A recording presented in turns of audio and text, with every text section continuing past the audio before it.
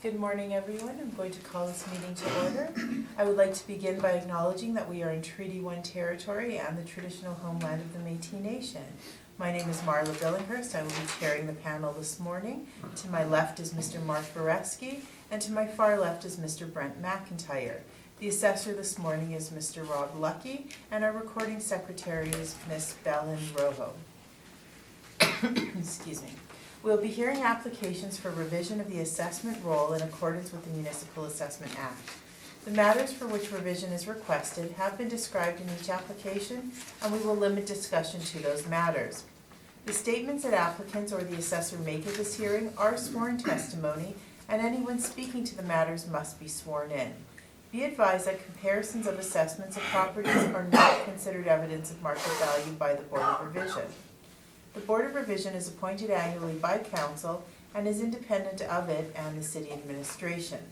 It makes its decisions on the basis of the evidence provided at this hearing and issues a written order that will be mailed to all parties as soon as possible. Please note that the Board's decisions with respect to an application may be appealed to the Manitoba Municipal Board if the matter pertains to assessed value or classification, or to the Court of Queen's Bench if the matter pertains to the application of exemptions from taxation. Should you wish to appeal, information on how to do so will be included with the Board's order. With respect to the hearing process, I will confirm the matters to be addressed with each applicant following the swearing in. We will then have the assessor's testimony, followed by questions that the applicant may have, and then the applicant's testimony followed by questions. Each side will have an opportunity to summarize if they wish. Once all the evidence about an application has been brought forward, the applicant may leave. The process will repeat for each item on the docket today. The session will close after all the applications have been heard, and the Board will deliberate in private and make its decision. You will receive the order by registered mail as soon as possible. As information, all public hearings are live streamed, recorded, and will be part of the public record. The first matter on this morning's docket will be 1061 Taylor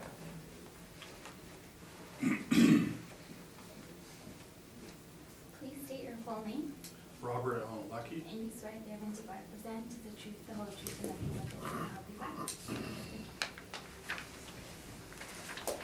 Bradford Scott Workstrom. And you swear therein to represent is the truth, the whole truth, and nothing but the truth, so help you God. Yes, I do. Mr. Lucky, please proceed when you're ready. Sure, thank you. You have to excuse me, I have a fighting bit of cough, cold.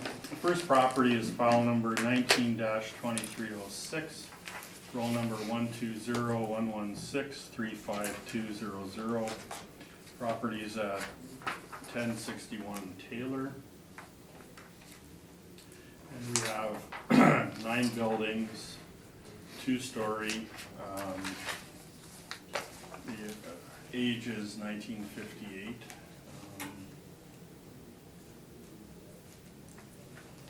At some point in the past, the project had a complete makeover. I'm not sure why they didn't change the effective age, but it wasn't changed. There's 142 suites. And page 3 shows the breakdown. 4 bachelors, 121, 2 bedrooms and 17, 3 bedrooms for 142 as a total.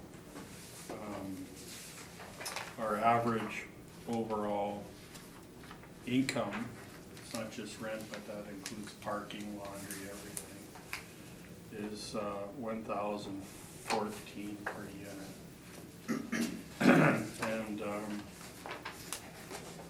I think in this instance, the applicant's NOI is higher than our model, so I would ask that you use the site-specific NOI of the appellant. Our cap rate for this building is 5.3%, and that's for buildings this size, that's between the ages of 1945 and 1974. is 5.3 cap rate. And,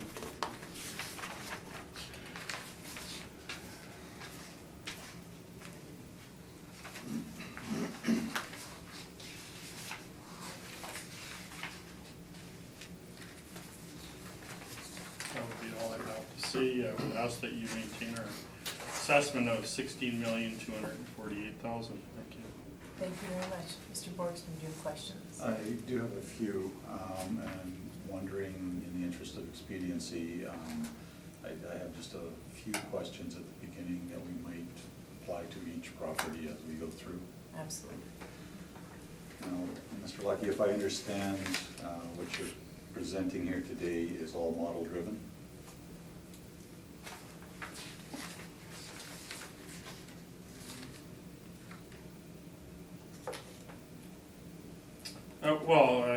Some of it for sure is. I'm not sure that. So we'll check on each property individually then, shall we? This looks like it's probably model driven.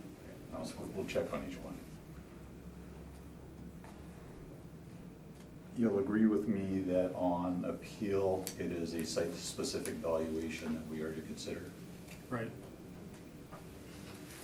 You'll be aware, are you not, that there are rent controls within this province? Here's which? Rent controls. Yes. And in fact, under the legislation and in law, owners are not able to unilaterally or arbitrarily set the rents that they are able to achieve.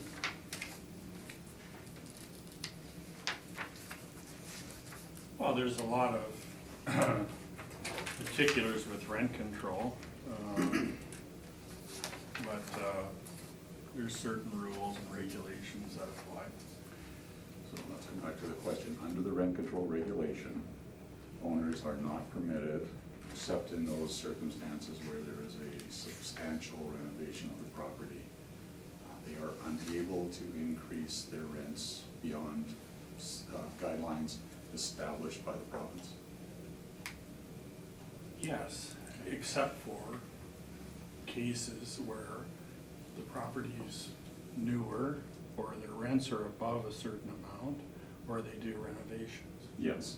Now, you mentioned in this particular case for this property that at some point in the past, it underwent some renovations. Do you know when that was?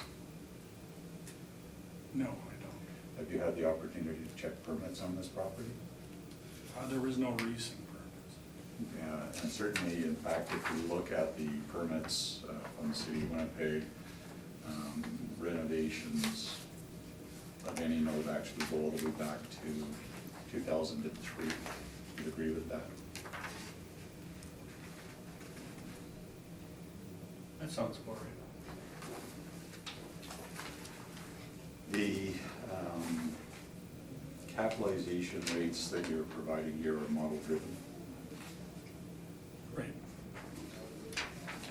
And you, with all of the properties today, you've not had the opportunity to inspect them.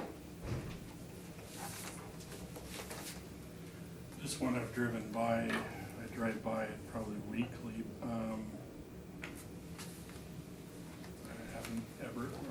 I haven't been in the units recently. I haven't been in any of them except for the last one, and that wasn't recently. Okay.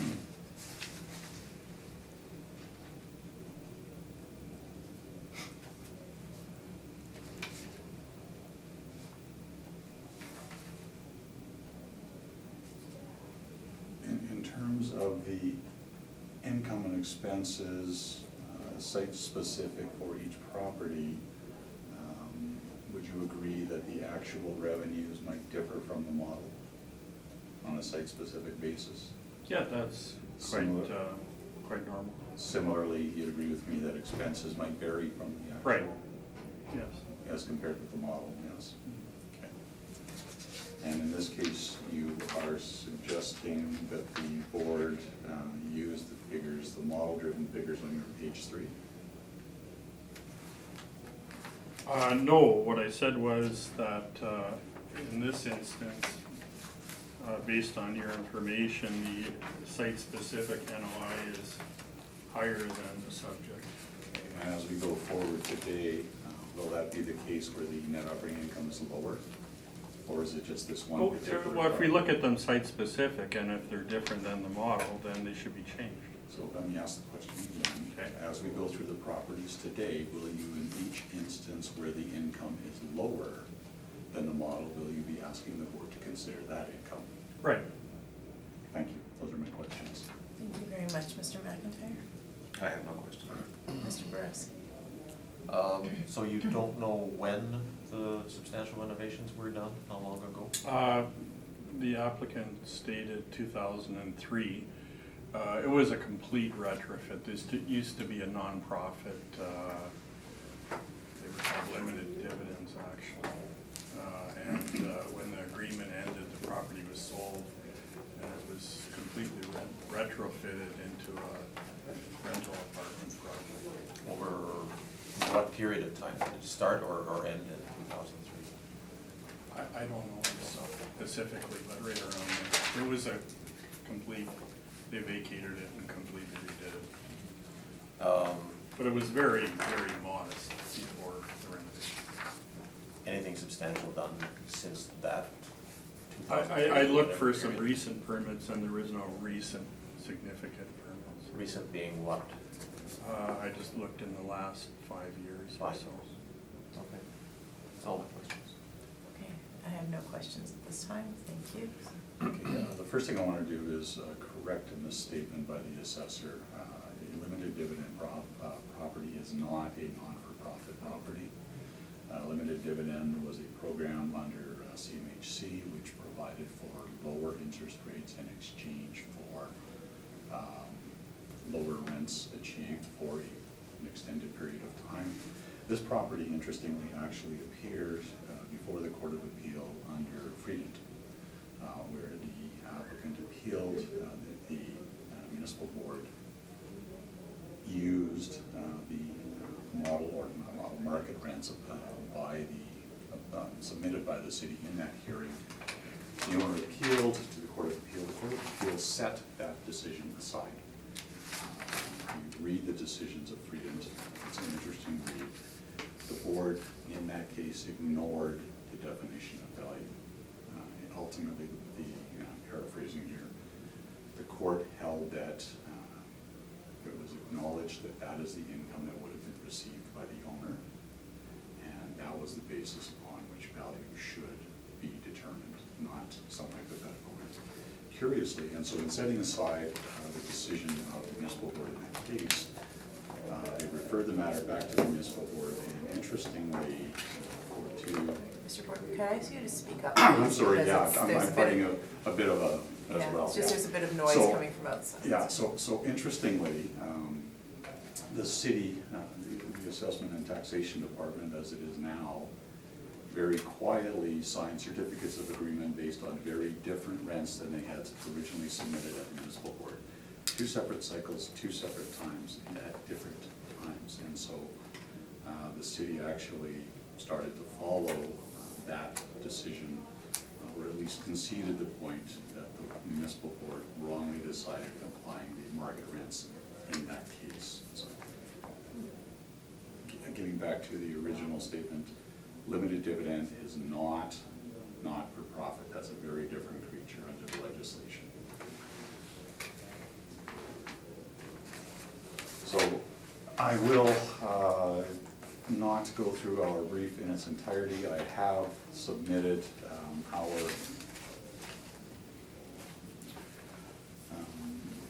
evidence supporting documentation attached to each of our briefs, and I will take you through our last page where we show the 3-year historical income expenses for each property today, and we also take a look at stabilized expenses. Just before I get into that,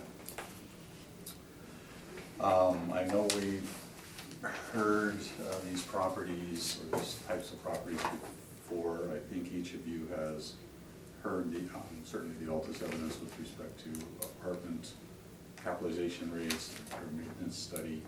I'm happy to go into it in extended detail if you would like, or I can proceed as if it's been filed, submitted, and read. We do have some rebuttal evidence to the capitalization rates provided by the city. I can go over that, but I'm certain that you've seen this as well previously. Familiar, do either of you require a briefing of the information? I think it's a summary for the record, Sure. if it can be summarized. That would be my preference. Okay. So, if we, and just before I get into our information, I'll go through the cap rate really quick. Thank you. This is just a rebuttal in response to the city's capitalization rate information. It's the same as been previously Thank you. provided to this board.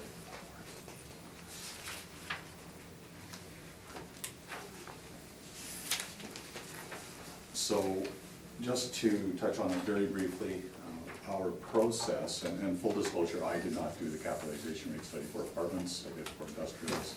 Different people within our office have a different responsibility. The general approach in each instance is exactly the same. We take a look at what's happening in the money markets, we take a look at the cost of money, we take a look at mortgage rates, we take a look at the broker reports out there, Colliers, for example.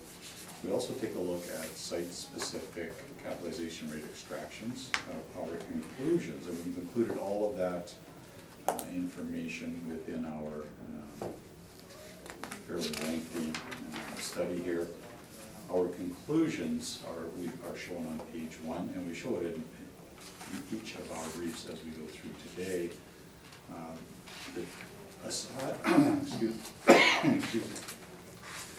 Aside from the differences in cap rates from the city's model, which, by the way, we know is driven by model income and not real income for each site-specific property. That's shown within our evidence as well. We differ with respect to one of the age group cutoffs. So this is based on interviews with owners, property managers, where styles and types of construction actually evolved and changed around 1980. Our cutoff, the city's is 1974, ours for those reasons is 1979. And so the next group, therefore, the city goes from 1975 to 1997. We use 1980 to 1997. On page 1, we show the capitalization rates that, based on all of our information submitted here, we believe are the appropriate cap rates to apply to these age groups.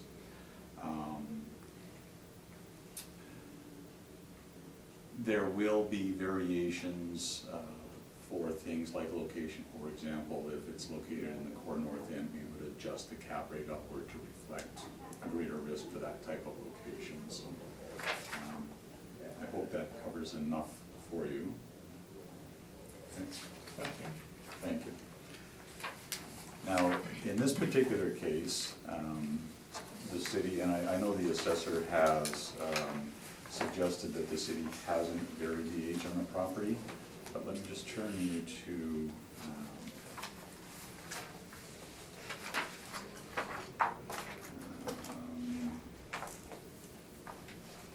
certainly based on previous cycles, our page 3, the assessment and taxation. Where are you? Pardon me? I'm sorry, I lost you. Our page 3. Up with, Our brief for this property. okay, page 3. Sorry, yeah. So I've gone through the cap rate study, and I'm setting that aside for now. I don't intend to go over in detail the rebuttal evidence to the city's cap rates.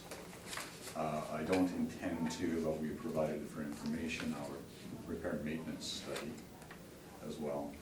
But on page 3, certainly based on past cycles, the city has varied the age on this to show an effective year built of 1970. That's the year that we have applied here. So as we go through our page 25, you'll see there that it falls within our age grouping of the up to 1979. We do not use the higher cap rate that would be associated with an older property, 1958. So We have, in fact, in our analysis, used a variant age on this property. So based on the actual income and expenses, the assessor is quite right, our net operating income is higher than the city's model. And so the difference here lies solely in the capitalization rate. And so based on all of the evidence that we've provided here, we think that it should appropriately be 6 and not 5.3. The only other thing that I wanted to point out.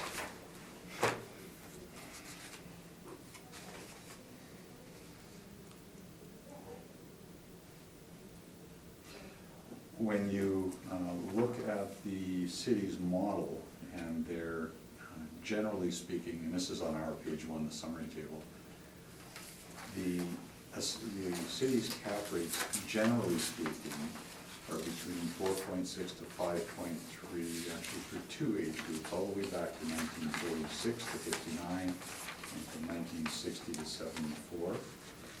That's just based on our reviews of those ages of properties in the city's model. So the city's modeling doesn't seem to recognize the older properties.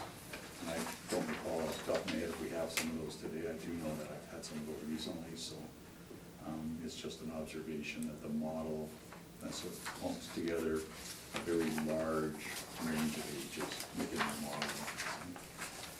So based on the difference in the cap rate, we're looking for a reduction to a total of $14,559,000.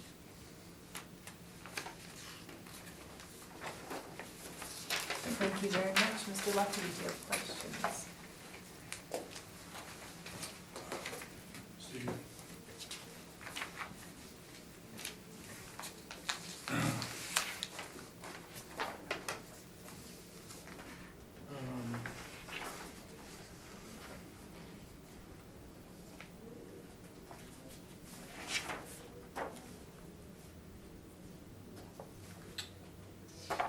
Well, I have this rebuttal on the cap rate study of yours. Since you have that rebuttal.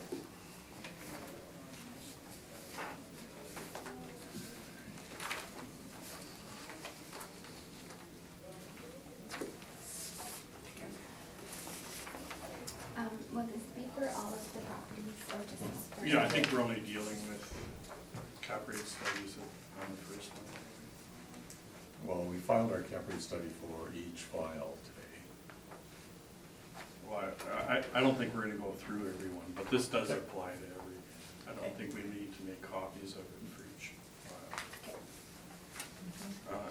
So this is a comparison of your cap rate R&M to the to the R&M for the properties you've used today, and I guess the only question would be, are you looking at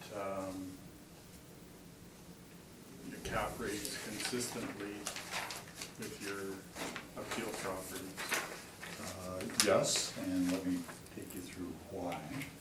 So as we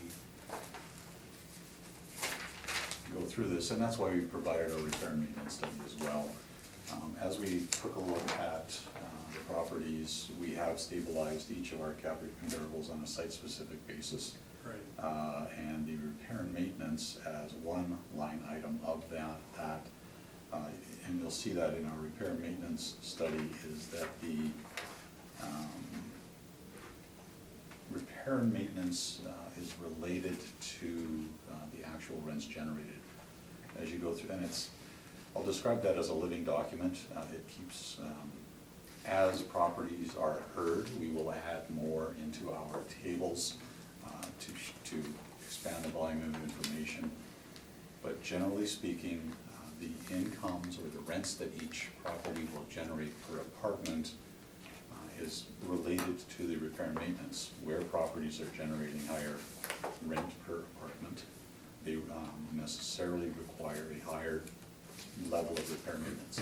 People occupying those units expect better condition of the building. Right. And so there will be in every property a variance in the repair and maintenance expenditures, and we have stabilize them in a consistent manner in our capitalization report as we present them, or similar to as we present them within our site-specific briefs.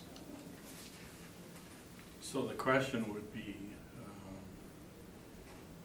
if R&M is higher, would that give you a lower cap rate or a higher cap rate? Well, as it relates to the net operating income, a higher net operating income drives a higher cap rate, and a lower net operating income Right. drives a lower cap rate. But we have stabilized on a site-specific basis. The other thing I meant to mention and did not hear, as we go through our analysis of each property site-specific, we remove any identified or identifiable CapEx expenses, so roof replacement, things like that are removed from our repair and maintenance expense category. So we've not included those on any site-specific basis as well.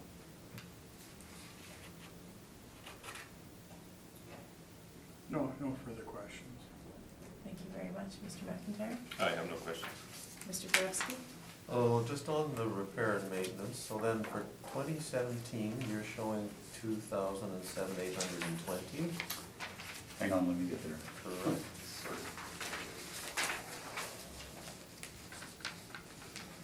For 2017, yes, 207,820. Including maintenance, what's up? Supplies, Supplies, yes. sorry. In the. If I just might explain, when you look at the income expense question, Oh, excuse bless me. you, from the city, they actually have a category for supplies, and so we lumped that in together. Oh, I see. Does that then account for the reason why the assessor's material, the annual statement for 2017 shows 157,000 for? Is it a The 40-something or other? The assessor's materials? Yes. Not a numbered page, but it looks like this. So that will be part of what they submitted. So that's the actual income and expense statement for the property for each year. And and so let me just take you to our page 18 as an example. This just happens to be 2016, the first page I opened it up to. You'll see a whole category there in the bottom third of the page headed by building repairs and maintenance. So those are all things that we would include within our repair and maintenance. But the city, well, I think, I don't want to speak for Mr. Lucky, but the city has attached the information but doesn't rely on it on a site-specific basis for an appeal of each property.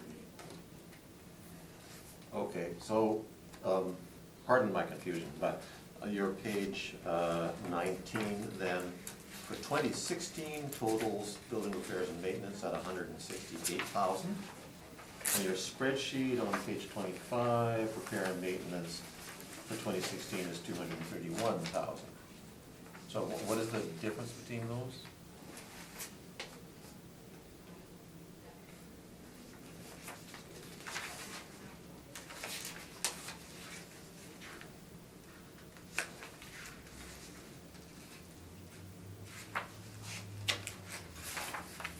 Sorry, 16.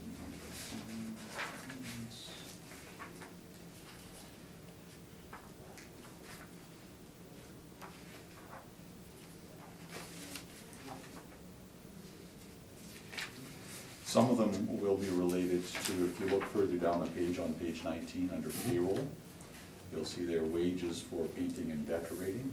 That would be a repair and maintenance expense. And so there are, when we go through these statements, we actually have to go through them and, I don't want to say recombine, but we allocate line items like this to the appropriate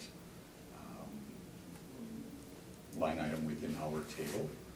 So that it's the 168 plus some of these other Plus some of these other things things, yes. quite coming some. out to the 231 or Yeah, 207. exactly. Okay, all right. So, I understand. Okay. No other questions? And I have no questions. Thank you. Is there any need for summary? Sorry, and the only other thing I wanted to add is that, yes, there was the question that arose, I did pull the permits on this property. It did in fact undergo the, I'll call it a rehab in 2003. But since 2003, there were three items, one in 2009, one in 17, and one in 18. And since it relates to the physical condition, I consider 2018. None of them are significant or expansive in nature, very minor line items. So,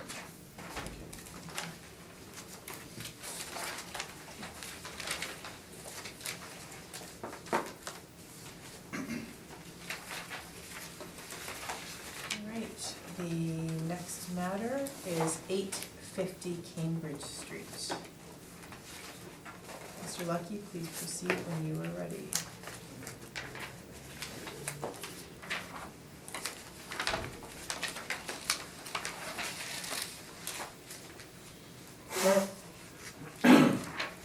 File number 193588 is roll number 12014460300, property at 850 Cambridge Street.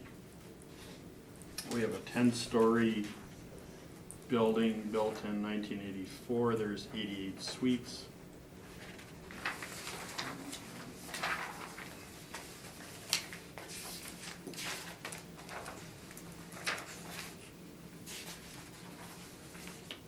We have on page 3, 41 bedrooms, 38 2-bedrooms, and 10 3-bedrooms.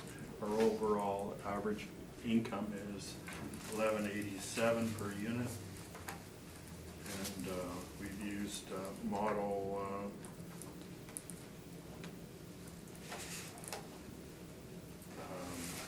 income and expenses arrive at a value of $13,172,000, which is almost $150,000 per unit. And I would ask that you maintain the assessment.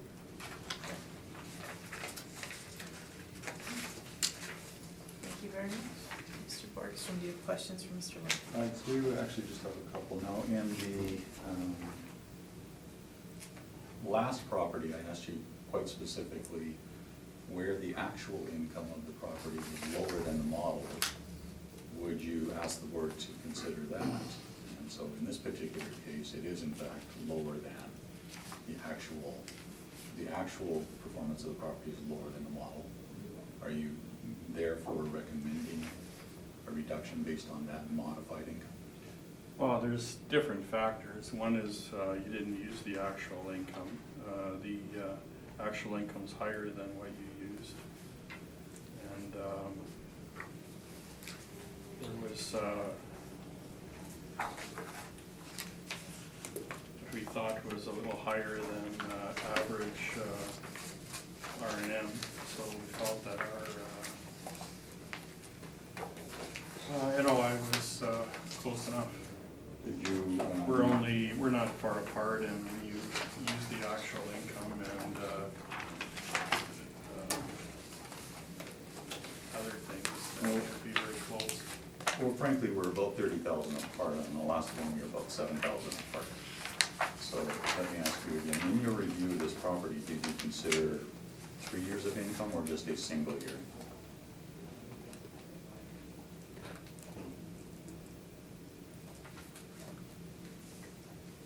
What I'm saying is you're using lower than actual income for 2017. And No, so- we don't normally stabilize income over different years. On a site-specific appeal, it is not the assessment department's practice to stabilize on a 3-year period? Not normally income, no. Those are my questions, thank you. Thank you very much, Mr. McIntyre. Just one question on your page 7.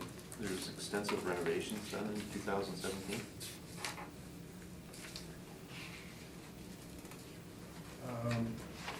Right, yeah, I did actually include that.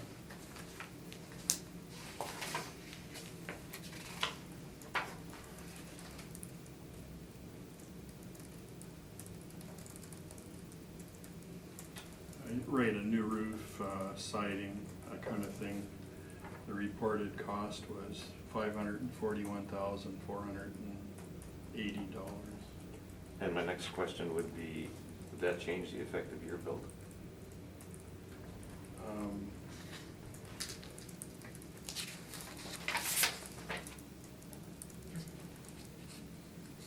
No, I don't think so. Okay, that's all my questions. Mr. Boraski? Where are we? Short of supplying a map, I'm not sure where this is. Could you be sure to supply maps and photos? I started adding maps and pictures of the building, yeah, you're right. This is, it would be, I see, something in here, I see the assessor referring to our. yeah, brief, and we- it's not in our- far from the Pan Am Pool. Yeah. In our brief, we include pictures both of the Right. exterior and the location. This property is actually located south of Taylor, opposite the Pan Am Pool. So you have a large parking lot that's close to So, the so Pan Am. between Grant and Taylor? Right, Okay. Or where Poseidon, between Poseidon and Taylor, where it joins up with Cambridge. Ah, okay. So, Gotcha, now I know. Your vacancy rate, 1.8%. Is that low, high, average for It's, apartments? well, our model is derived from what owners are telling us and CMHC. So it's average, normal vacancy. Okay, and in this area, are apartments in high demand? Is this an area of particular demand? From what I know, yes. My son used to live on Grant right near there, and the only way he could get into the building he wanted to was through a sublet. So I, just from personal knowledge, I'm thinking that it is a high demand area. Other income, there's no parking, laundry, income?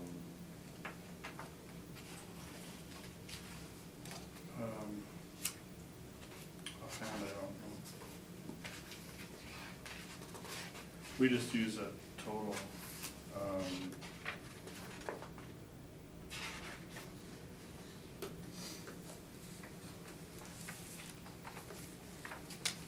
It's broken down in the I&E, but like I said, our, where it says average monthly rent per unit, it should say average monthly total income. Because it includes parking, laundry, anything else. And will that then be the case with all the remaining ones that we see this morning? Right. Okay. That's all my questions. My questions have been covered, so thank you. Thank you. Please proceed. So as we go through this, I grew up in Winnipeg, so I'm familiar with the area. I spent countless hours at the Pan Am Pool, both as a child, before it was renovated, and countless hours once my son was involved in competitive water polo. So I'm well familiar with the area. There's a high level of competition in this area, including some of the properties we'll look at today on Wilton, on Taylor. There is a significant population of multi-res properties along Grant, and including right down to Stafford Avenue. So this is an area of high competition. I'm not quite sure about Mr. Lucky's son's experience. It might have been that he was looking at a particular rental range. I don't know. In any event, this particular property, as we look at our page 39, you'll see there has experienced some elevated vacancies for 15, 16, somewhat lower in 17. We stabilized at a 3-year average. The municipal board has, on many, many occasions in the past, stated a preference for stabilizing at a 3-year average to smooth out anomalies. And so that's exactly the approach we've taken here. With respect to, or the other adjustment that we made here is with respect to repair and maintenance. We have, in looking at this property, noted that there was a parking lot repaving in 2015. We've recognized the roof. The permit actually specifies a removal of some brickwork, not all of it, some brickwork replacement of the siding. I agree with the assessor that that work hasn't changed the effective year built for this property or warranted a variant age on it from its 1994 year of construction. So we have removed, as I said, those, or in my comments earlier, we have removed those capital expenditures, and so the repair maintenance costs that you are looking at here exclude those capital expenditures. We have in this case stabilized on a 3-year average, and our net operating income, as I noted earlier, is give or take $30,000 less than the city. That's not close in my world. The city has applied 5% based on our cap rate study. We show the summary table in each of our briefs near the end, just before the appendix page. For this particular age group, we think it's 5.75%. So based on all of that, we think that the assessment should be reduced to $10,907,000 based on the actual performance of the property stabilized. Thank you. Okay, thank you. Mr. Lucky, do you have questions?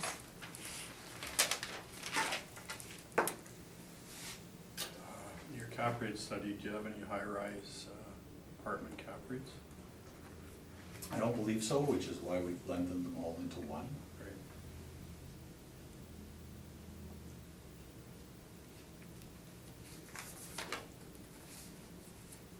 Our grouping is by age.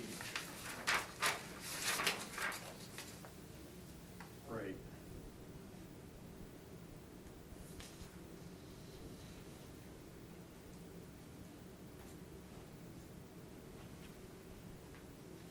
No further questions. Mr. McIntyre? I have no questions. Mr. Britsky? Just as a follow-up to that, and based on your earlier comments, so then I assume that this is a good location relative to cap rates. You have shown us in your cap rate study that the table represents good locations. So this would be a good location? The table,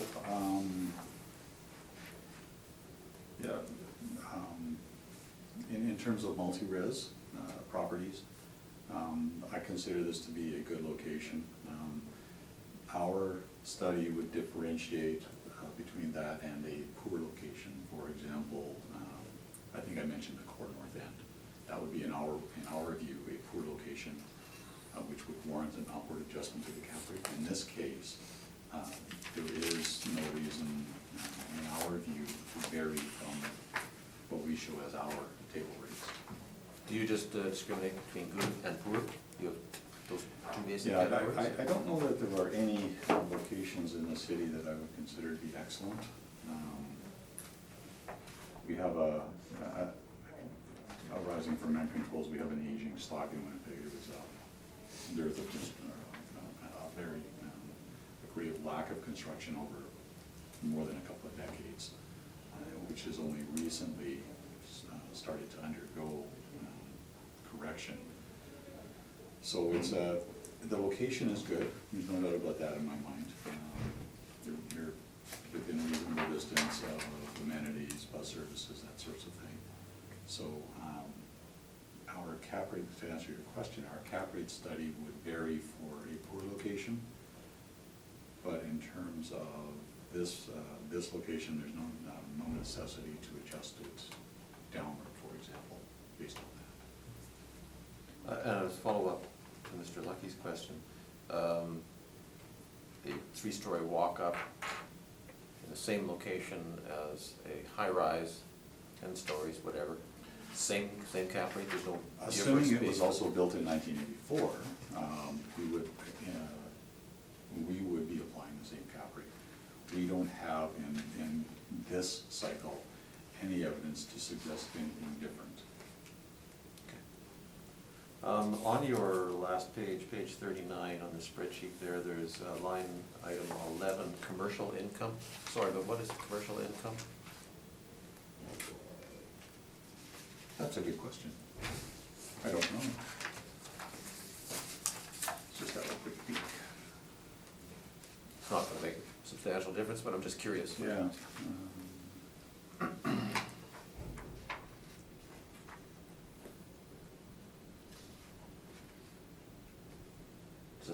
floors on top that are leased out or something like that? There's oh,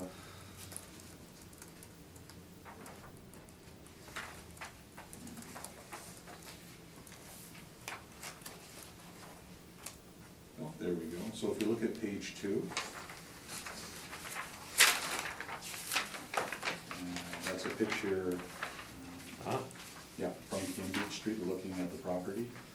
And so you'll see there on the top of the building, the cell towers. Sorry, I hadn't looked at the photo. That would be my guess, yeah. Okay. All right, that's all my question. Thank you, I have no questions. Thank you very much. Is there a need for summary? Okay, thank you.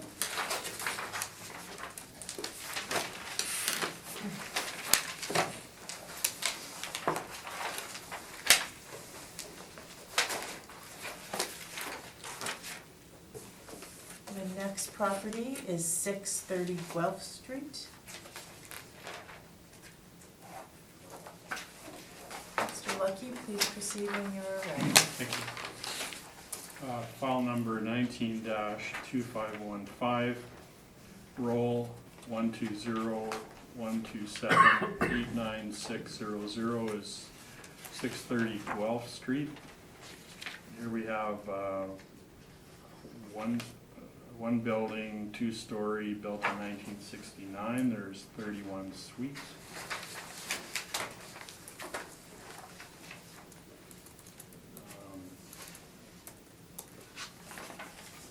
Page 3, we have total overall income of just over $900 a unit, and that's for 2 bachelors, 21 one-bedrooms, and 8 two-bedrooms. Have model income and expense, and 5.3 cap. I would ask that you retain the assessment of $3,151,000, which is just over $100,000 a unit.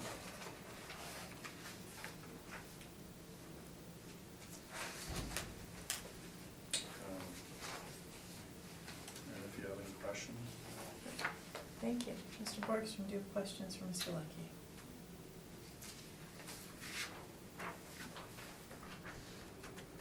I do have one. So in the income and expense questionnaires, the owner provides either a rent roll or the rent work suite, correct? Right. And for 2017, the rents, available rents, the legally available rents under rent controls are lower than what the city model has generated. Is there a reason that you didn't vary that number? There's a reason which? That you did not vary that number? What do you mean? The city's model shows a gross potential rent 335,365. Yes? Right. And the actual gross potential rent for the subject is about 332,359. It's a small difference, but is there a reason that you would not vary from the model there? I think if somebody reviewed this, I don't know that they did or didn't, but reviewing this, you wouldn't make a change when we're within a couple $1,000s when we're there. You'll agree that that's the maximum they could legally charge them, correct, as they're reported? Well, I guess here there's an issue of which vacancy to use too. I'm so- talking about the gross potential rent, not vacancy. Well, I guess my answer, like I said before, is when we're that close, we wouldn't change it, no. Those are my questions, thank you. Thank you very much, Mr. McIntyre. I have no questions. Mr. Bresky. Just a question about your last statement, which has me a little confused. I said, if somebody was to review this, they might, da, da, da, da, da. Isn't that what you're doing, bringing this material to us today? Don't you review this? Yeah, well, we're using income, effective gross income of $329. And Mr. Borgstrom's at 333, so he's higher than us. The effective gross income for 17 is almost 324, and we're at 329. It's pretty close. So you It's telling did- me the model's You pretty did accurate. review this? Yes. Okay, all right. That's all my questions. I have no questions, so please proceed.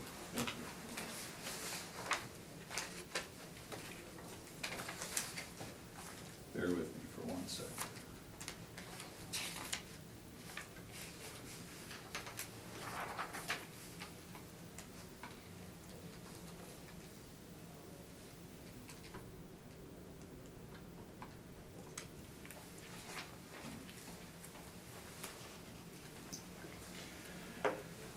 So, again, looking at our page 26, and you'll always find pictures of both the outside of the property and its location on pages 2 and 3 of our briefs for your reference.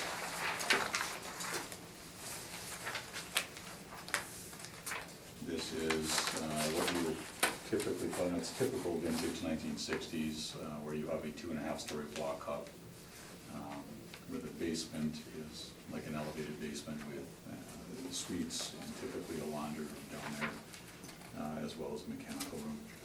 So turning to our page 26, you'll see there on, for 2015 and 2016, the actual vacancy within the property, 2.5, 2.6, and then elevated in 2017, all of which are higher than the city's model vacancy rate. Again, this property is within I'll call it an area of high competition, and I've already described to you what that is. So we have stabilized at 4%, which is actually the 3-year average. Going down, we have stabilized, that should probably, in terms of repair maintenance, should probably read 62,000. I'm not sure how quite that figure was calculated. It should be 62,000, which roughly 2,000 is suite. The income, or the effective gross income, the assessor is quite correct, is higher than the city's model, but the expenses incurred by this property, excluding capital expenditures, is much higher than the city's model. So even on review, the net operating income is, again, almost $30,000 less than the city's model here. So there's a significant difference between the city's model and the actual performance of the property. Excuse me. Again, for the reasons already stated, we differ on capitalization rate. In this particular age group, we think 6% is the appropriate rate. And so we're looking for a reduction down to $2,302,000 based on all of that. Thank you. Thank you, Mr. Lucky. Do you have questions? Sure. On your page 26, your repair and maintenance, the actual for 17 is almost 100,000, which is 3,200 per unit. How did you get to 62,000? Well, 2,000 suite, as you look through our repair maintenance study, it looks like, I mean, obviously there's a range and there will be outliers going back a number of cycles now. I actually did the repair and maintenance, or a repair and maintenance studies on apartment buildings, had a really nice plot, or a scatter graph of it. And there is typically, what you'll see, a trend in as the age increases or as the age decreases in time, over time, repair maintenance, generally speaking, goes down.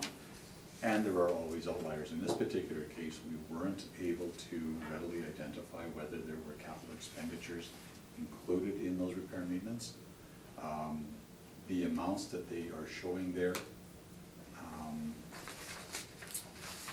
do seem high.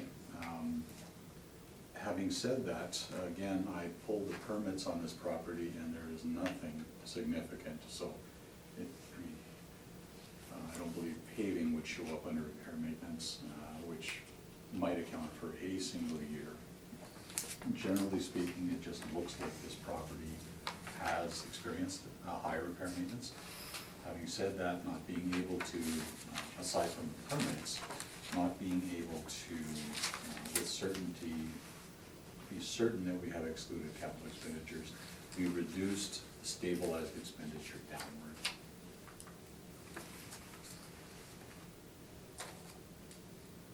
So you don't have the actual capital improvements. Well, as So I you- said, so you guess. I took a look at the permits. I don't know if you have, but there is nothing on here. Going all the way back to, I believe they go back to January 1st of 2000 on the city's website.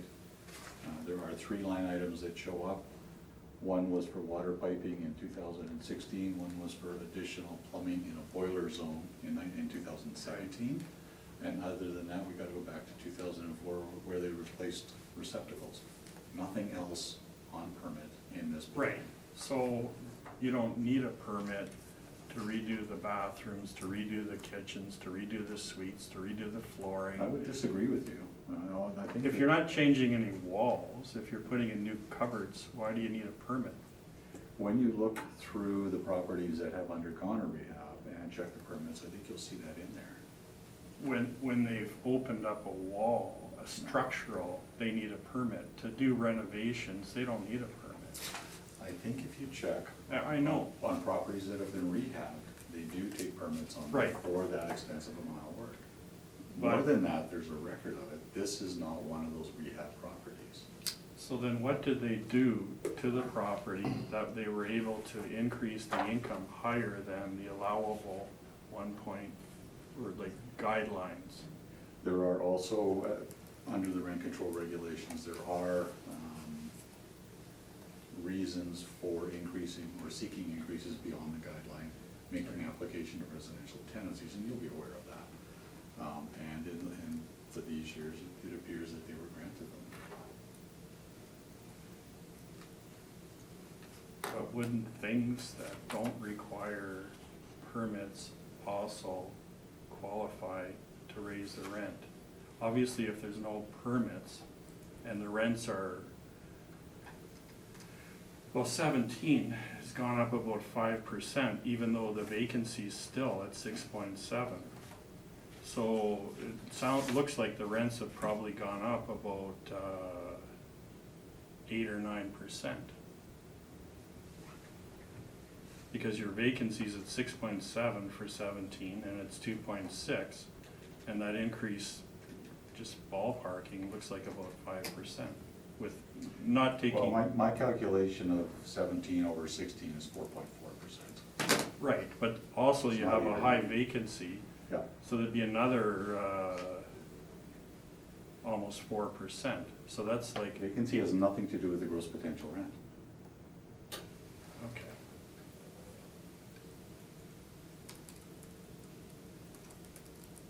Anyway, 5% is higher than the allowable, isn't Yeah, it? and they would have made application to residential tenancies. Sometimes it's related to operating expenses on the property.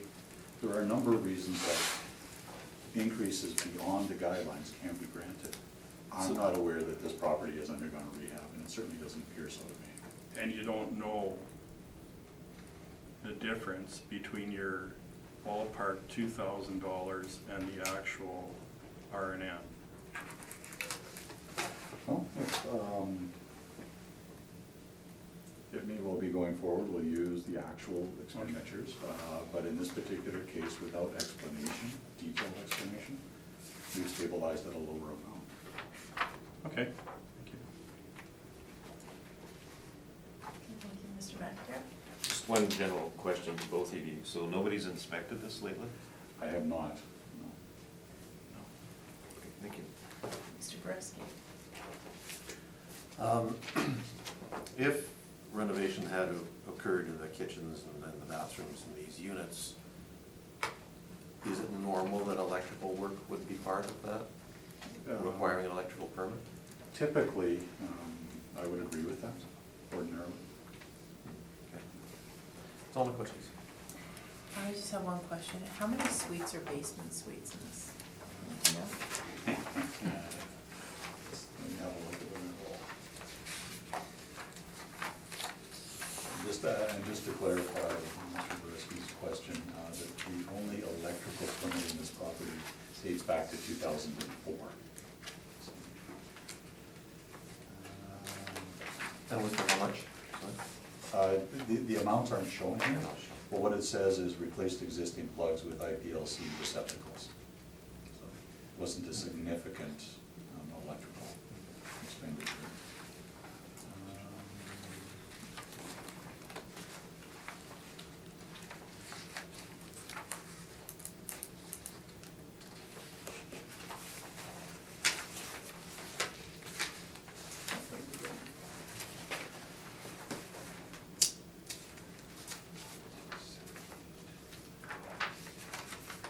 Nine suites in the basement. 9 basement? Okay, thank you. And Mr. Brisky? Yeah, sorry, do you think I would have asked this question earlier on? I'm not actually dead certain where Guelph meets Taylor. Having your photo that also shows Wilton. So tells me- if you- What is the vacant land that is just to the east that in your photo? If you go up to Taylor, at Guelph, you're gonna come out almost at the Hydro Building or the Walmart. It's right in there. Uh-huh. What's that vacant land? That's the opposite? school. That's the school that is at the corner Elementary of On Taylor. Harrow and. Yeah, that's right. Okay. All right, now I know where I am. Yeah. Thank you. Yeah. Okay, and is there a need for summary? I know. Oh, thank you. Okay, thank you.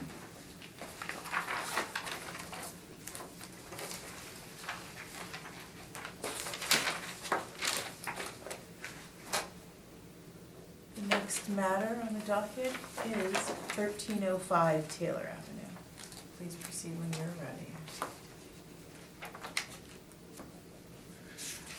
Okay, thank you. 1305 is file number 19-2131. Roll number 120-129-02500. 1305 Taylor is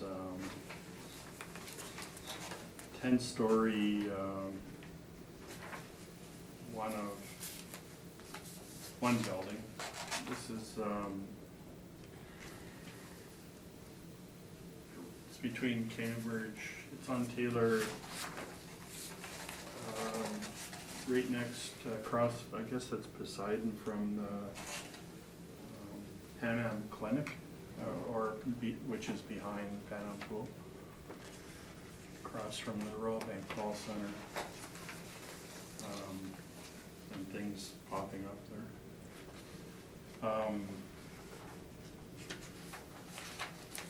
As I said, we have a 10-story, I call it high-rise building built in 1969, and the age was varied to 73, which has no effect on cap rate. There's 110 suites. And we have a breakdown as 11 bachelors, 51 bedrooms, 39 twos, and 10 threes. The overall average income is about $1,085. We have model vacancy, expenses, cap rate, and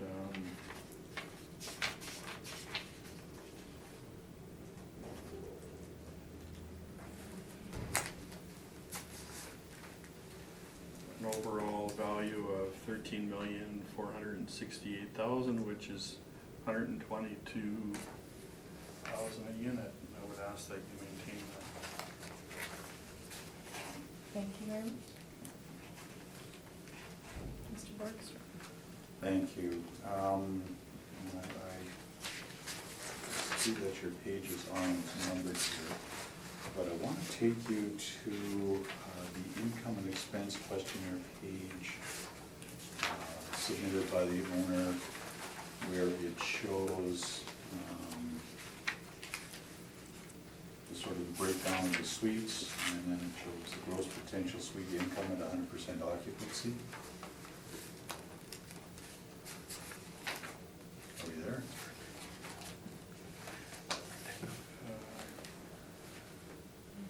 Yeah, Are you there? I think so. It says August 17th. No, the page I'm looking at the very bottom right-hand corner is dated May 1st of 18. Oh,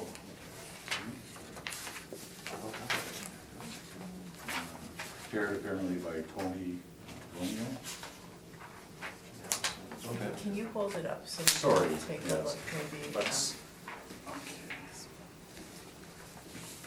okay. Okay. Yep. there we go. Yep. Okay. Okay. So the owner has reported a gross potential income, this is the 2017, correct? Income and expense questionnaire? Right. And you see there where the gross potential suite income at 100% occupancy is reported as $1,184,914, correct? Right. And I'm going to assume, since you've indicated you've reviewed these properties, that you took a look at the rent roll as well, yes?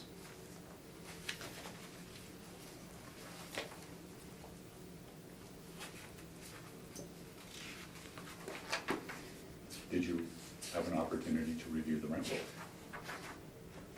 I'm not sure that I did or didn't. Okay. But in this particular case, if we just take a look at your page 3, without losing our place on the other one yet, you'll see there a gross potential model rent of $1,433,441, correct? Right. Now, in a previous property, you indicated that you wouldn't have made an adjustment because it was fairly close. In this particular case, I invite you to make the calculation, but subject actual potential is about 22% lower than the model. You see that?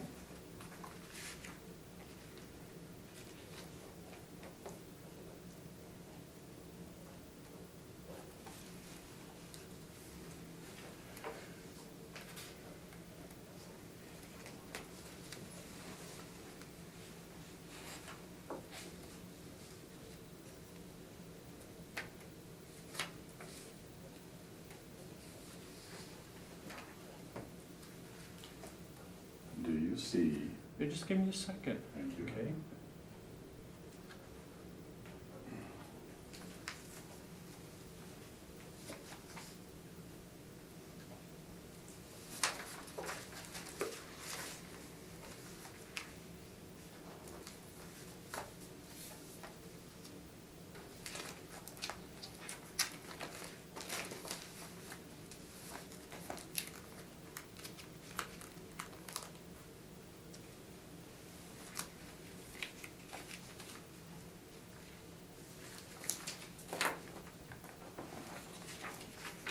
So do you want me to stabilize the whole thing, or? Well, my question is, do you see that that the model rent, gross potential rent applied here is about 22% higher than the reported gross potential rent? Right.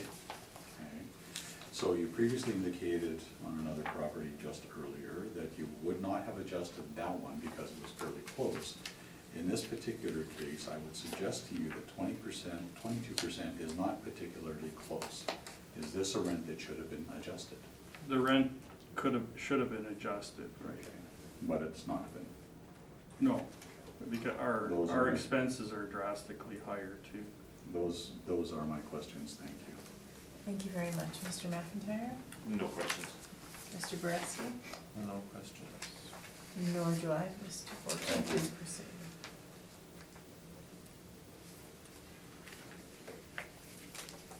So we, again, on our page 27, took a look at the property. We've stabilized on the same basis as all of the other ones. Repair maintenance, we've stabilized at the average of 2015 to 2017, excuse me. Our income is significantly lower than the cities. Our expenses are also, in this case, lower, but ultimately, excuse me, our net operating income differs by about $25,000 per annum. For the reasons already stated, we've applied a 6% cap rate, and on this property, we look for a reduction to $11,481,000. Thank you. Thank you. Mr. Lucky, do you have questions? Excuse me.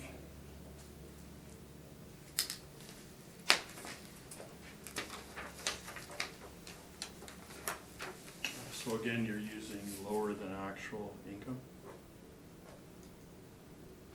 We've stabilized at the city's rate of 1.8%, and typically, and certainly I would never capitalize in perpetuity a vacancy rate of about 0.5%. CMHC has in the past stated that their equilibrium rate is around 2%. That's the rate at which that's the rate at which vacancy will spur construction or not. And so when it's below that, that would spur construction. And so in perpetuity, you would necessarily use a higher one. Secondly, the 1.8% includes both vacancy and collection loss, so bad debts, if you will. It's a rate that includes both of those aspects. Right, so you're using our vacancy rate, which is higher We're than the applying- actual we're applying a in this vacancy. case. Okay, so we're applying a vacancy and collection loss rate of 1.8%. Okay. Where the actual is higher than our model, you use the higher. Where the actual is lower than our model, you use our model. It depends on what's going on site specifically. If there's a spike for a single year, probably wouldn't adjust for that. Where it's differing over 3 years, would probably differ, but you would never capitalize in perpetuity at a rate that low. Okay. And then the actual R&M is lower than what you're using, because you're using an average of, 3 years, 15, 16, and 17. 15, 16, and 17. So do you know for 15 if any of that was capital? As we've looked at this, I don't believe that it does include capital expenditures. Okay. And that's why you stabilize at a 3-year average rate to remove anomalies. If it was reversed and it had 207,000 in 2017, we would still use a 3-year average to smooth out the anomalies. Okay, no further questions? Thank you, Mr. McIntyre. Just one on page 27, repair and maintenance, line item number 27. There's a figure of 201,043. What's Yeah. that for?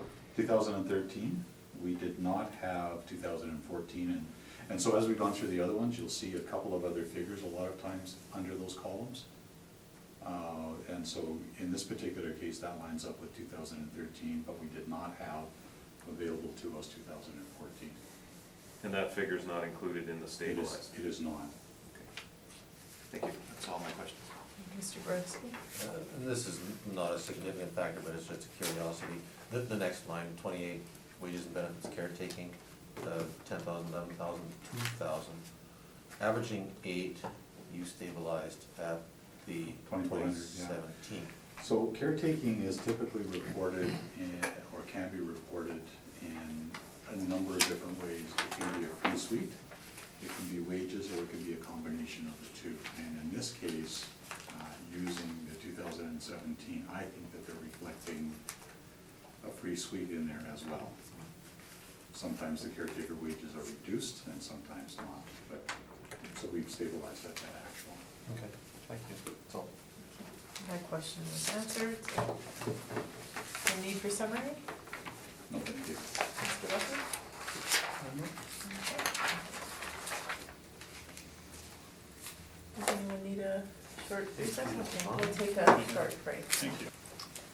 All right, I'm going to call this meeting back to order. The next matter on the docket is 1051 Taylor Avenue. Mr. Lucky, please proceed when you are ready.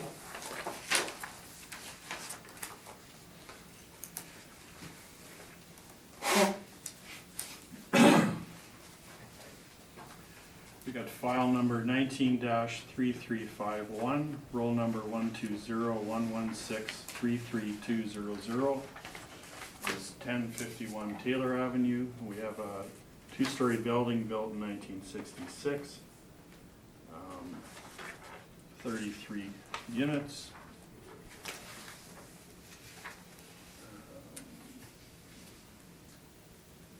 This building is on Taylor.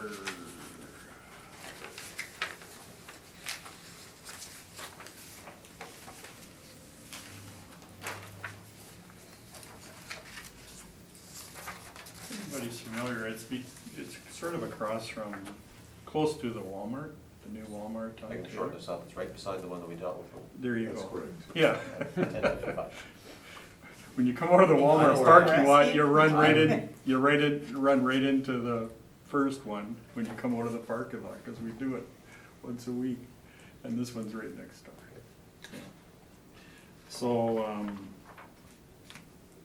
we have, on page 3, a suite mix of, 9 bachelors, 12 one-bedrooms, 12 two-bedrooms. Overall average income is $854, call it. That's rent, parking, laundry, everything. Model parameters, and a 5.3 cap.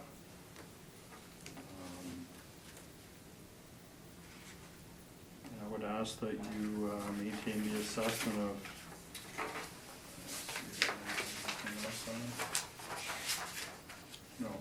maintain the assessment of $3,177,000, which is about $96,000 a unit.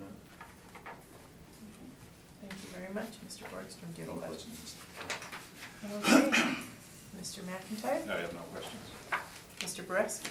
I'm working hard at it, but I got no questions. Nor do I, Mr. Boardroom. Thank you. This case hinges solely, or revolves solely around the issue of capitalization rate. Our stabilized income is higher than the city's model, but we again differ on cap rate. So we're looking for a modest reduction to $2,958,000 based on that. Thank you. Mr. Lucky, do you have questions? No. Mr. McIntyre? I have no questions. Mr. Boreski? Nor do I. Okay, well, thank you very much. Should have taken a break earlier. Magic break. The next matter is 620 Gulf, I'm tired, 620 Guelph Street. Again, next door to the one we dealt with earlier. I was gonna say, I don't know if are they the same?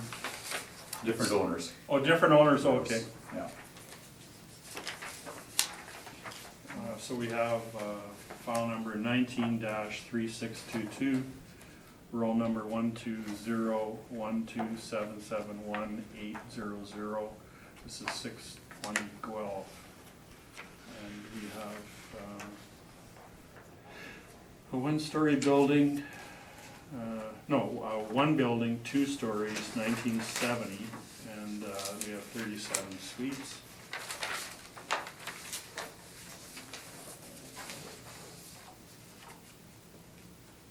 And on page 3, the breakdown is 3 bachelors, 26 ones, and 8 twos.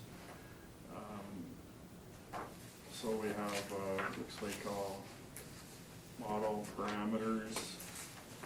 I would ask that you maintain the assessment of $3,071,000 or $83,000 a unit. Thank you very much. Mr. Boardroom, do you have any questions?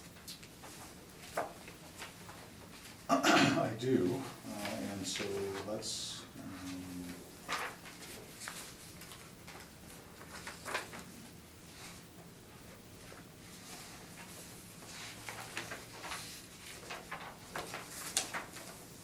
take a look again at, and in this case, it's numbered page 15 in your brief.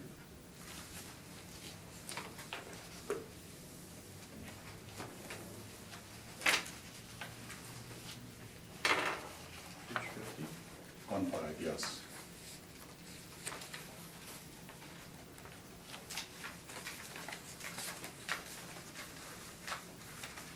I have a page numbers on It's numbered We don't at the either. bottom. It has a, there. Oh, no, it has a 15. there's a 15 on the bottom. Yeah. The pages aren't numbered. Oh, okay. Someone well, else this just is- put it on so randomly, Somebody put 15. just to on mess it. with Well, you. This is not a coincidence. Let me add that it's conveniently numbered at the bottom. It's not actually the 15th page, it's just numbered. Yeah.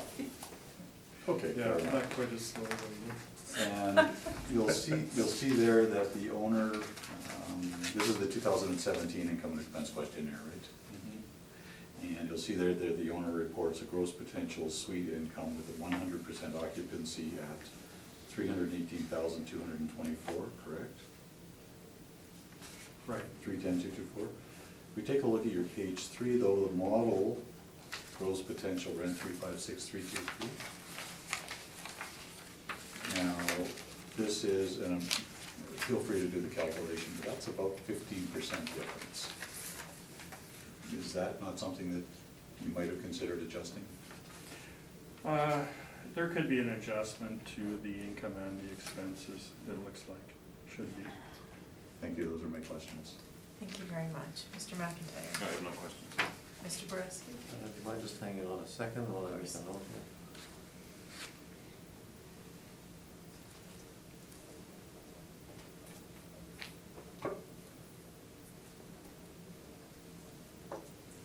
So this is a 1970 building, effective age is 1970, so nothing substantial has been done to it.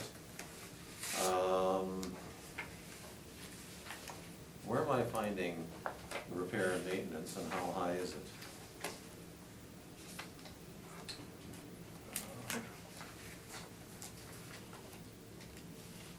Are you asking me? Mm-hmm. Well, that would be plucked from the statement here, following page 15.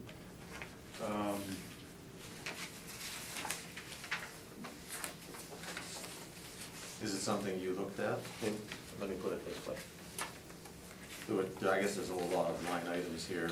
I didn't stabilize the expenses, so we have model. Just more. All right, thank you. That's all. And I have no questions. Please proceed. Thank you. Just bear with me for 1 moment.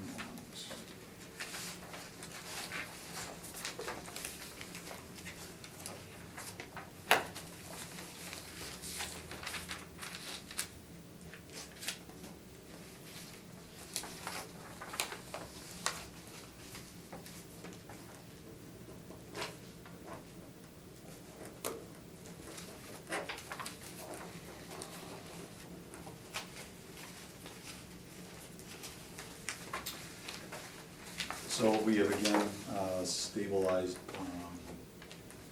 in a manner similar to every other property we've looked at this morning. Our effective gross income is lower than the city's model, and our expenses are also somewhat lower than a model. Ultimately, our expenses are about $15,000, or sorry, our net operating income is about $15,000 less. Based on this age group, capitalized at 6%, works out to a requested assessment, $2,315,000. This is actually directly beside the one we looked at earlier on. Well, it's a very similarly styled building. There are some physical differences as between the two, and 1 year difference in the year of construction, I believe, between the two. But from the outside, they look very similar. One's just a little larger, so, and they do have different owners. So, we're looking for reduction to 2,315.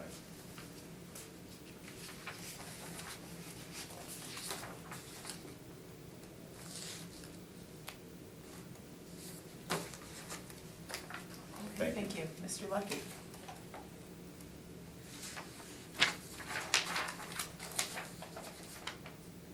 No questions.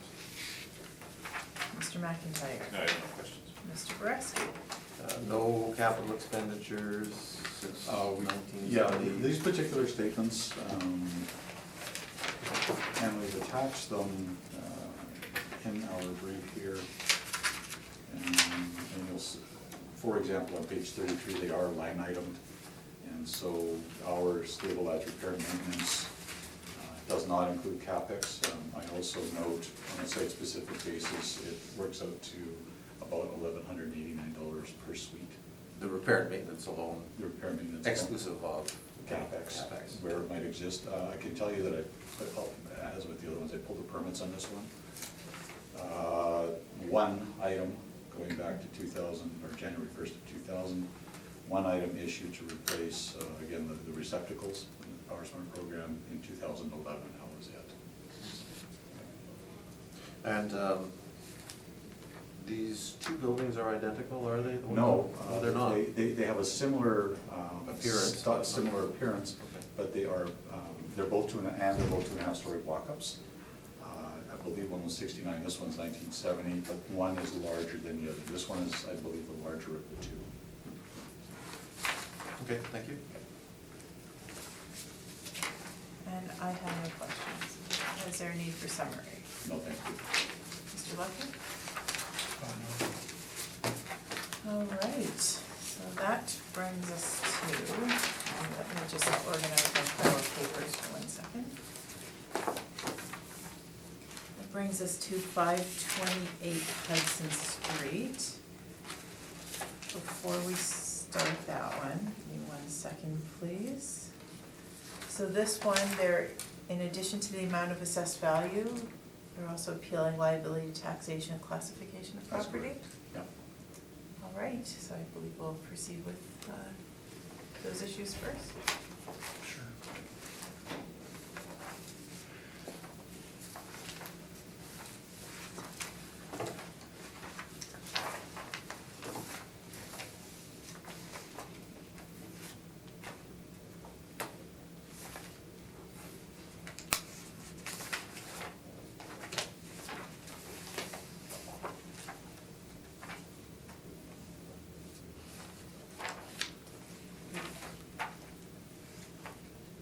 I go first on liability? That's an interesting question. So the three issues in appeal are quantum, liability, and classification. Right. With respect to quantum, the burden lies on the assessor, and with Right. respect to the liability and classification lies with us. I don't think it matters who goes first.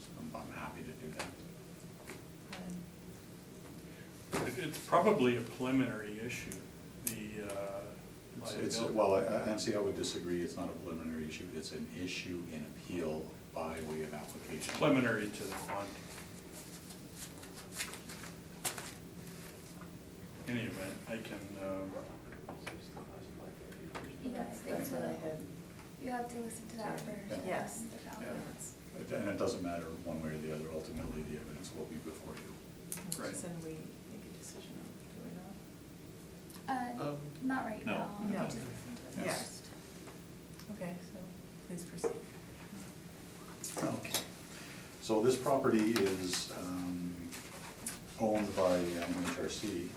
It is located in Fort Garry. If we look at our page 2, the city has the amount of the assessment here at $9,288,000 as fully taxable, classified residential 2. And we are seeking here an amendment to that based on its use as it's basically a seniors complex. And we have separated out from that the valuation of lands beyond the exempt area. And so we have a separate value for those lands beyond the exempt area. We'll go through that. So it is a two-story structure where there's a part basement, actually a very small basement of about 2,019 square feet underneath it. There are 114 bachelor suites in here, 8 one-bedrooms and 1 two-bedroom unit. Typically in these types of units, that's the unit occupied by the caretaker, but I'm not absolutely certain in this case. So property was constructed, they are wood frame, constructed in 1976. and there are approximately 74 outdoor stalls. So if you're looking in terms of the market, you've got 123 suites, 74 outdoor parking stalls, which is, generally speaking, inadequate. If we take a look at page 3, there's an overhead shot, and you can see there it's shaped a little bit like a cross or a star, if you will, with 4 wings. The city, we took a look at the rental rates. The income within this property is means tested.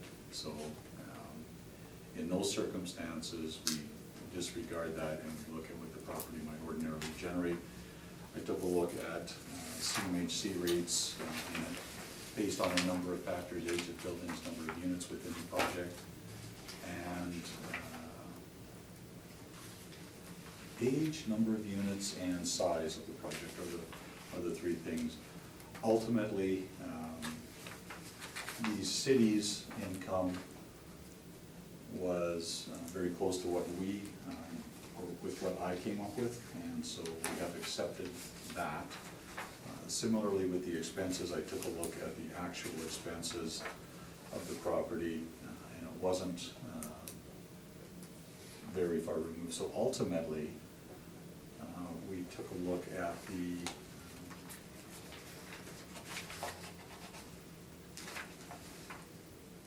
expenses, and we applied actually the same expenses for the properties. So I'm on page 7, so I'm skipping around here a bit. So we applied the same 579,220 in our expenses, the same income. So the difference there, the city has applied a 5% cap rate in this particular case for something that was built in 1976. We disagree with that based on our age groupings. We think it should be 6%, and so our request of the total assessment, and I'll get into the breakdown in a moment, is a reduction to $7,740,000 based on that difference in the cap rate. With respect to the classification of property and the liability taxation on page 8, we have included in here where the property is owned by or is held in trust for and used by a charitable organization primarily for the relief of giving relief or assistance to the aged, indigent, or sick persons to a maximum of 0.81 hectares, that's 2 acres. In this particular case, this property is sponsored by the Fort Garry Rotary, which is clearly a not-for-profit organization. I have included some information on that on our page 16 and following. This property is commonly known as the Fort Garry Rotary Villa. And you'll see there that the monthly rents, as I indicated, are means tested. This is a not-for-profit facility. It is for seniors, and as I indicated, it is means tested. And you can see there on page 18, the A&O's, it's a registered A&O Support Services for Older Canadians. That organization is a registered Canadian charity. On page 19, we've included some additional information about it. And then on page 20 is just a published article from the Winnipeg Free Press dating back to November of 2015. And on page 22, at the very top, I've actually highlighted it there. There are 123 in here. It's low-income assisted living facility. So based on the legislation and the references to the court cases that I've included on pages 8 and 9, we think that this property properly qualifies for an exemption from school taxes under section 21, I believe it's sub D in this case.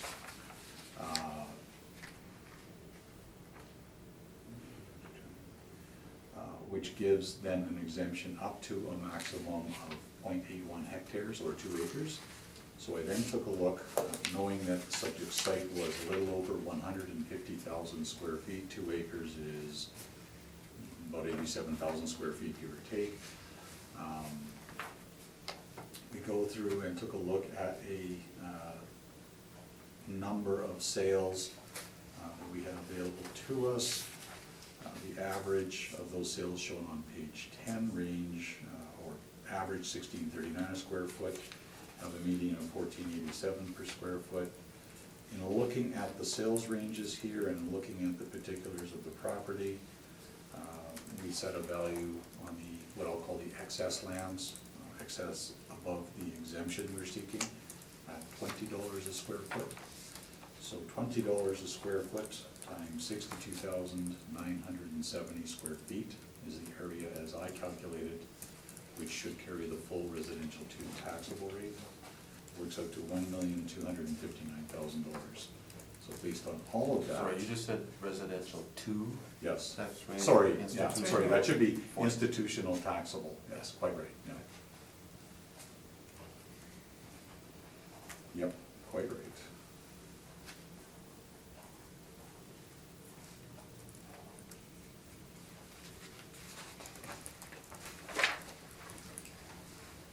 And so that will also need to be corrected on page 11 as well.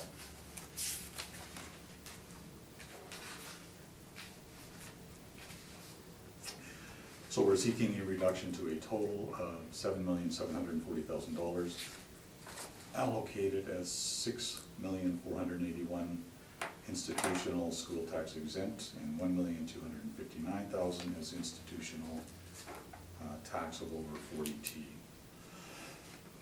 And I think that's the information we wanted to cover here. Excuse me.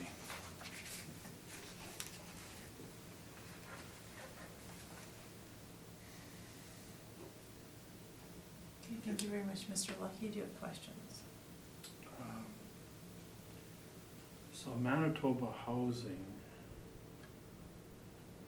is a government crown corporation?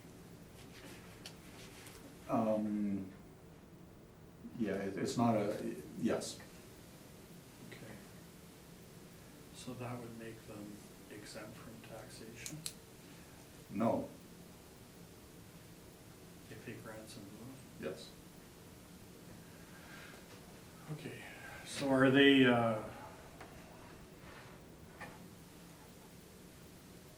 non-profit corporation? This is operated as that, yes, this property.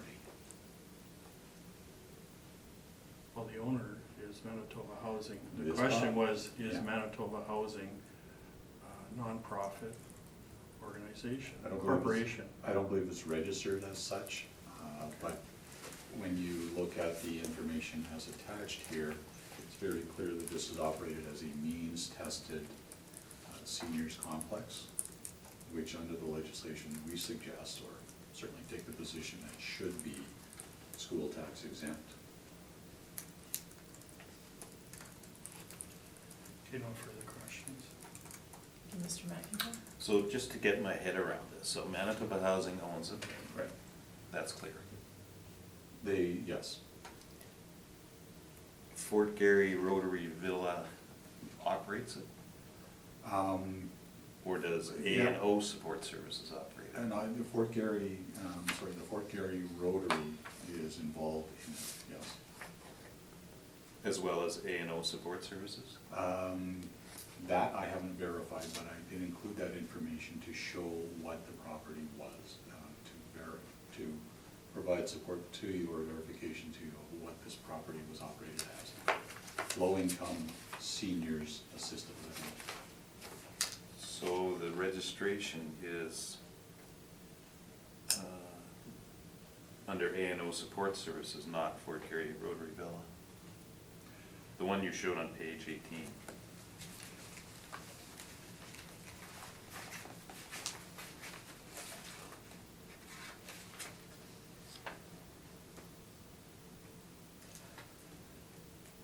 Yeah, I'm gonna defer answering that because I have not contacted those folks to actually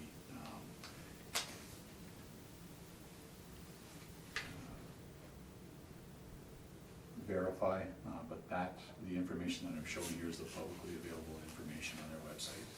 Okay. That was my only question. Mr. Borowski? I'm still confused.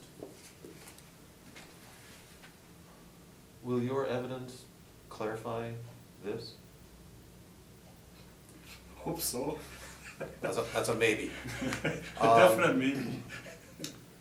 The registered owner Yeah, is Manitoba Housing and Renewal Corporation. that's correct.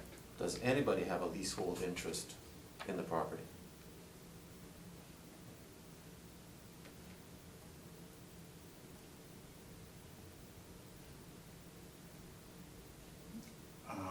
That's a question I don't have the answer for you here today. Who do you represent? MHRC? Yeah.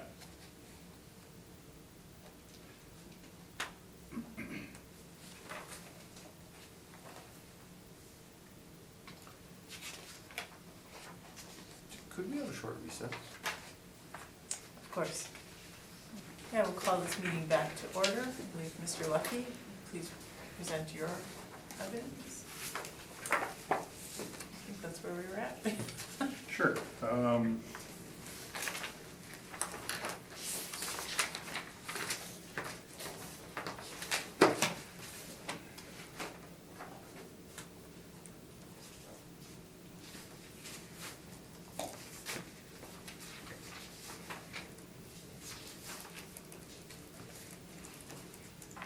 You know what, I'm just gonna hand this out. If you could.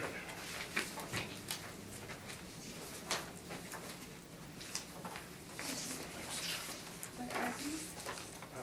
These are requests for,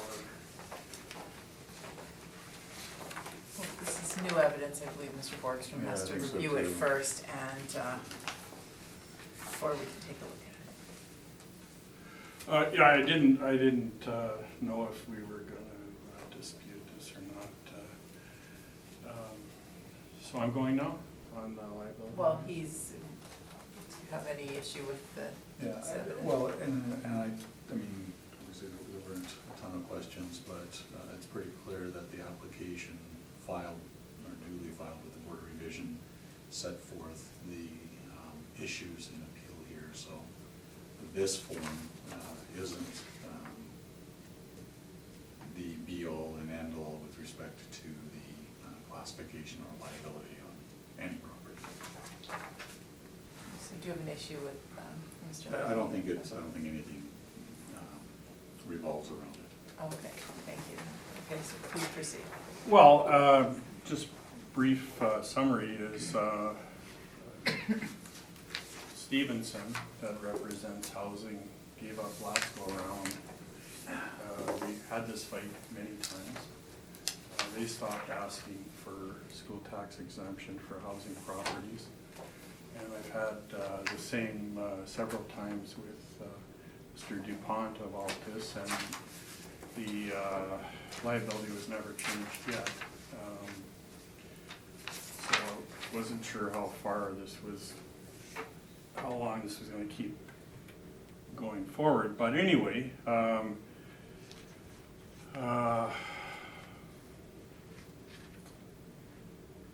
the 2 points, the first one is Manitoba Housing is a Crown corporation, and they are exempt, and they pay grants in lieu of. They choose to pay the school taxes. And I represented them for many years previous to Stevenson and Altus, and I heard directly from the director of housing at that time telling me that they chose to. The service groups, like Lions and I forget Rotary or whatever, that end up getting the properties put in their name, can apply for school tax exemption, and this is the form. The first line is name of nonprofit corporation. And housing is the one that decides. whether the group gets it or not. And they could fill out this form and send it in to us and we would change it. They don't, they choose not to. Now, I don't know if this is some attempt at some sort of backdoor way of doing it, but it's, you know, clearly they don't qualify because they're not a non-profit corporation. And I would ask that you maintain the status quo as it is now. Thank you. Thank you very much, Mr. Borgstrom. Questions? I do have some. You'll be aware and agree that issues of liability to taxation and classification of property are valid issues on appeal here? They're valid. I mean, you can appeal anything you want. Okay. You indicated that that MHRC doesn't pay taxes, they pay grants in lieu of taxes, correct? Right. So is it your view that they can then amend the amount of taxes they're paying based on a school exempt classification? Well, they're a higher government. Let me ask the question again. Is it your view that MHRC can pay their taxes based on a school exempt classification for this property as a grant? No. And so the fact that they pay a grant in lieu of taxes rather than taxes directly, unless the classification is changed, they're required to pay that full amount. That's your position?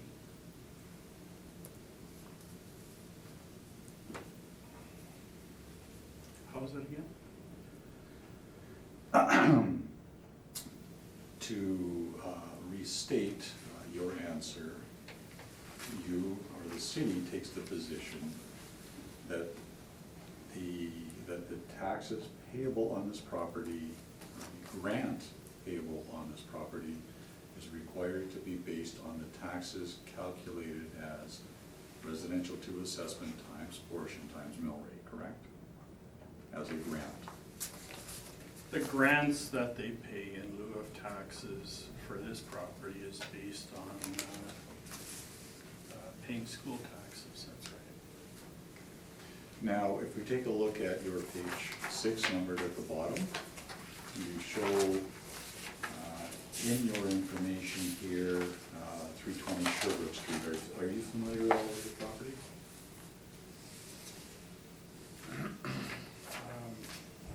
Page, Well, Lions Manor, 320 Sherbrooke. yes. Yeah. Are you familiar with the property? Somewhat, yeah. Are you aware that that property is fully school tax exempt? I would have to check with the owner. I invite you to do so. Do you have your phone here?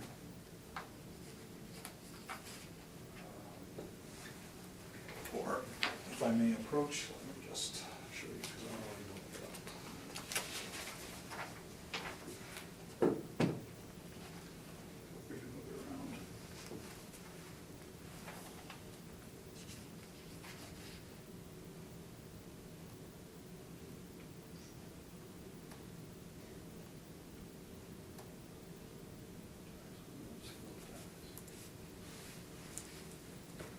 It's not owned by housing.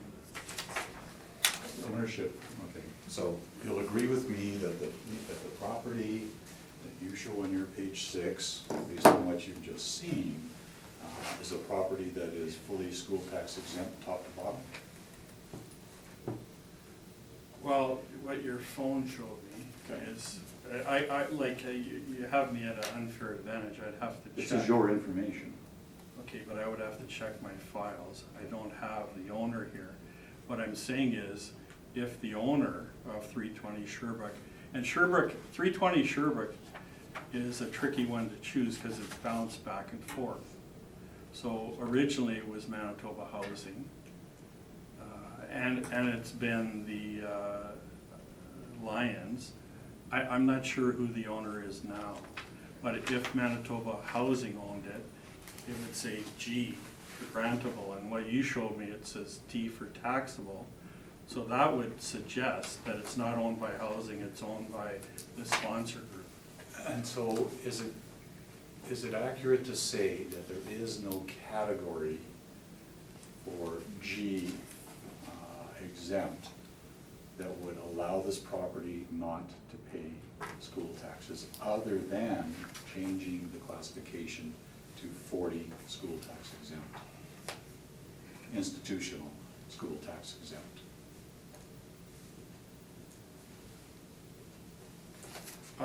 It could be school tax exempt. It could be changed if it was more. And I've said a few different ways. If it was a nonprofit group, we would change it. And so you'll agree that this is means tested, it's low-income housing, yes?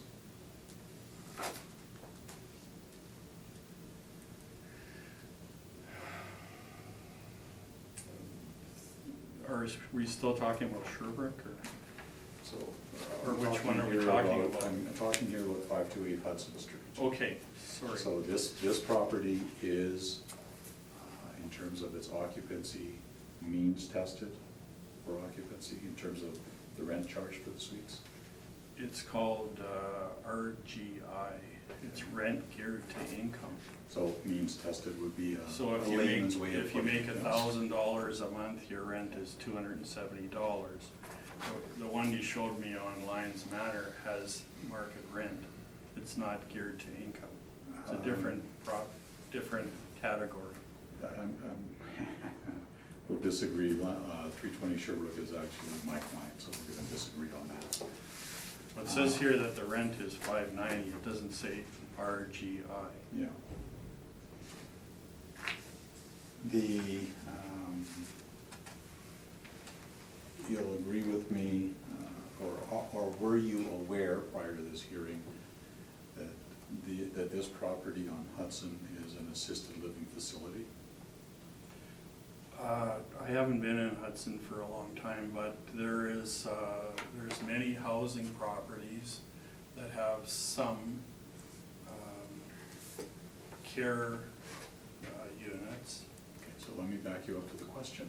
Prior to this appeal, were you aware that 528 Hudson was an assisted living facility?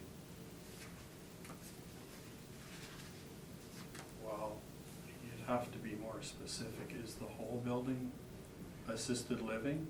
Prior to this hearing, were you aware of any part of this property being assisted living? No. Those are my questions, thank you. Thank you very much, Mr. McIntyre. I have no questions. Mr. I have no Morrissey? questions. Nor do I. Is there a need for a summary? Summary? Okay. Thank you very much. We'll now close this hearing.